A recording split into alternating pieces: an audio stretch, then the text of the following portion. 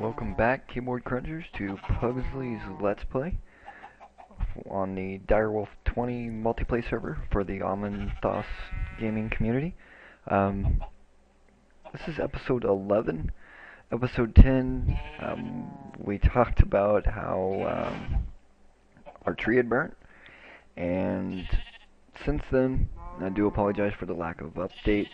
I've actually had some issues with my screen capture software, but that didn't slow me down on Minecraft. So this is going to be another catch up. Now I did have the catch up already done, but it was in a little bit more segments and there wasn't so much done. But Camtasia kind of took a dump on me, so I've got that fixed up. We'll real quickly go through a couple of things. We're going to start pretty much from the basement and work our way up. And then, I'll show you around. It's probably going to be several different parts, but I'll show you around here. So, we've got the first thing is the blast furnace and the coal cook oven. And you can hear we've got the sheep, the chickens. That's next. That's coming up. But that's what these are for, and I'll show you why in a moment. And here I've got an automated wrath furnace for making dark iron. And let me see if I have the stuff here to real quickly show you. I do not. But let me run upstairs real quick and grab some iron, and I'll come down and show you how it works. Alrighty, welcome back, guys. So I went ahead and grabbed some iron for us there. So essentially, what the wrath furnace does is just essentially if you use a wrath igniter on dark iron, it'll create a large, kind of a large flame, but burn iron and turn it into dark iron, which is needed for several recipes later on in game. Now, what I've done here is I've actually created what's supposed to be an eternal wrath flame, but there are reports that it does burn out after a while. I've used it many times. There's 4 blocks there. I've got a few more blocks upstairs. But essentially, what you do is you come to this fabricator and you put in your ore or your ignits. It's going to auto craft a dark iron block. And I'll go ahead and break this out here, because the furnace itself is actually just a 3x3 hollow. Now when you push this button, it activates a filter that's behind here that'll go ahead, that's set just to blocks, so it doesn't pull out the ingots. There we go, ingots, sorry. It'll just pull out the blocks. So when you hit that, it pulses that, but it also sends a pulse to the back to a repeater that's set to, I believe, 5 ticks, and that initiates the breaker. Now what we have here is a deployer, and it actually deploys that block that's created. But what I've done is actually there's already one in the block, and that's as a buffer. So it deploys it. After a couple of seconds, this will break it and put it in here. Pretty simple. You just click it, turns it to dark iron. The breaker breaks it and puts it in there for us. So pretty simple build, but it just makes it a lot easier, not having to worry about wrath igniters and so on and so forth. We've got our compressors that we saw or should have seen. Either way, I believe I've shown it. If not, I'll come back. Kind of trying to make short videos here, so we'll move upstairs. Not much has changed up here. A little bit cleaning up, some reorganizing of some machines, and bringing the MFE closer to where I can use it to recharge. I have sorry about that. I have put my main ores and building materials in the barrels on the outside, kind of extended my storage system a little bit. Put some, random building blocks here, and then I've got a wool wall where the old, metal wall used to be. Everything else here is pretty much basic. It's still the same. I've got the pipes organized now. Let's see here. And we'll go ahead and do this one because this will lead us. Actually, we'll come back to that. Let's go upstairs where you hear all the random noise. First thing is the farm. And now I've got a cow farm here and a sheep farm. Then over here I've got some chickens kind of doing their thing. I started getting into the need for wool and leather a lot more, so I went ahead and built some farms. I haven't done it for a while. Been putting it off, borrowing wool and trading with Windy Digger and Blood and that whatnot for leather. But the need for the blast furnace and the coal coke furnace was this block right here. And this is a feed station.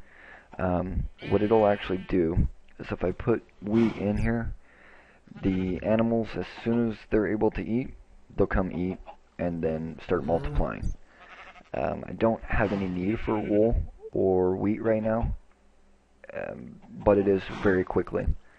And the reason for the coal coke furnace is you actually have to have a steel plate. So let me go ahead and show you the recipe here for the feed station.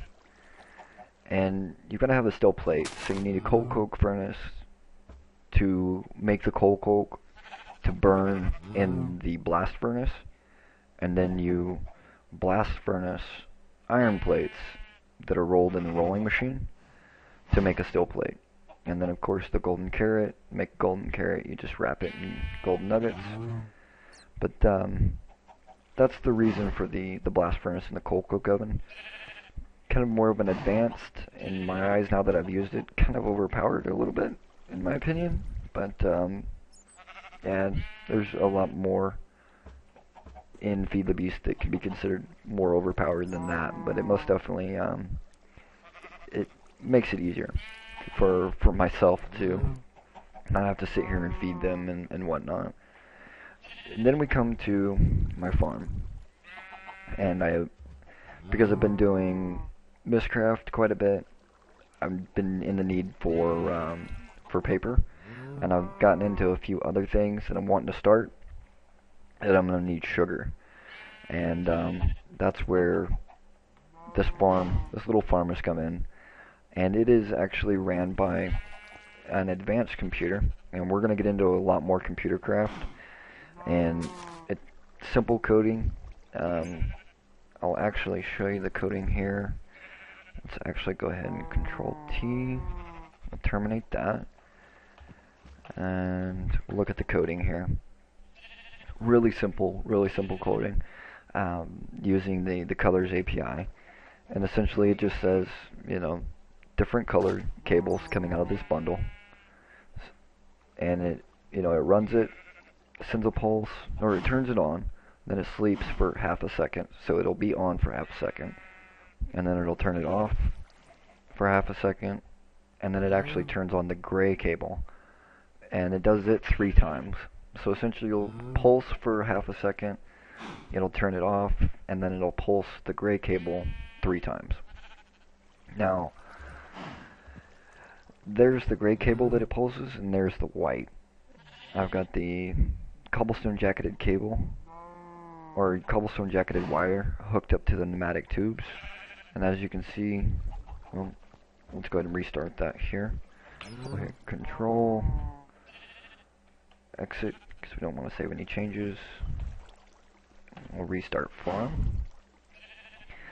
You can see that that'll pulse, and we won't be able to see the pulse here, but what you can actually see is the pulse here.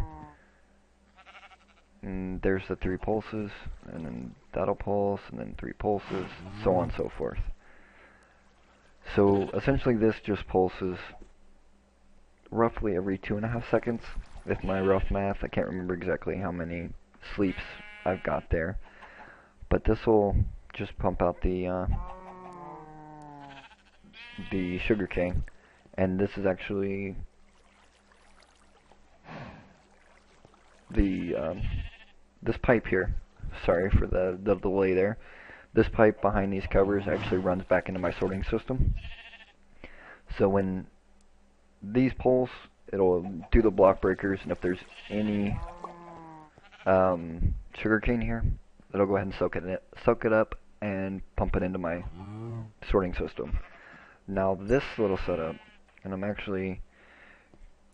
it's a deployer, and it's got a hoe in here just in case.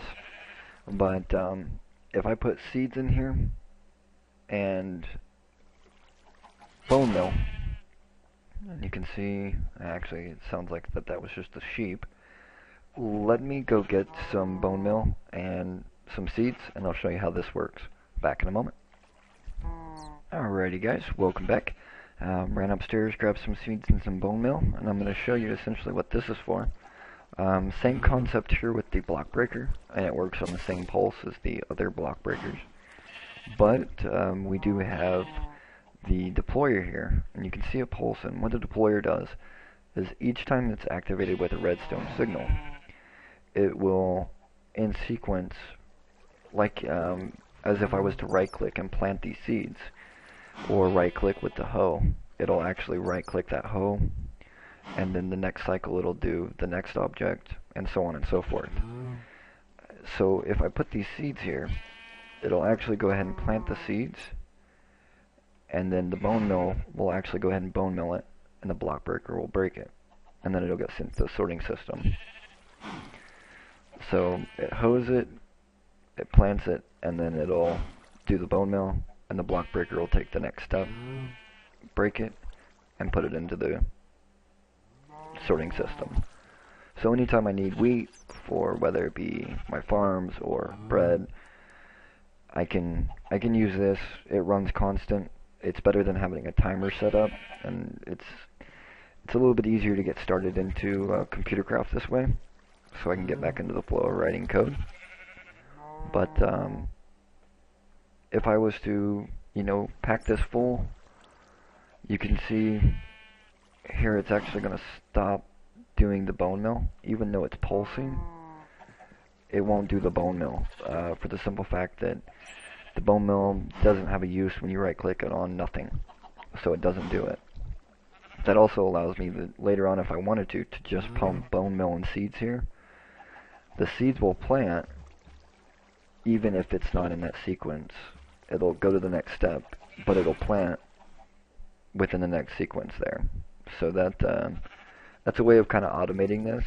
If I want to send some bone meal and some seeds here automatically, I can go ahead and do so, maybe with a filter or something like that, and that would allow me to automate this even further. But the only thing I really need to be running full time is this here, because it just goes with the growth of the sugarcane. So that's the farming system. For the most part, I'm not really going to show you guys the feeding station, because it's pretty basic. I mean, as soon as these guys are able to eat, they'll eat, and then we'll have the little guys running around here. If uncontrolled, because my farms are so small, they'll start spawning out in this area, and I'll have to do, baby farm animal cleanup. Now this floor, it's been, filled in. If you remember, the forestry farm used to be on these 2 levels, but I filled this in. The use for this room is to be determined. And we're actually coming up to the wrapping up point, so before we move upstairs and show you what I've got going on in there, I'll actually save that for next episode. So stay tuned for episode 12, and I'll show you what we've got going on in place of the tree. Most of my work has been done upstairs, so by all means, check it out. Appreciate you guys stopping by and checking out my video. Catch you later.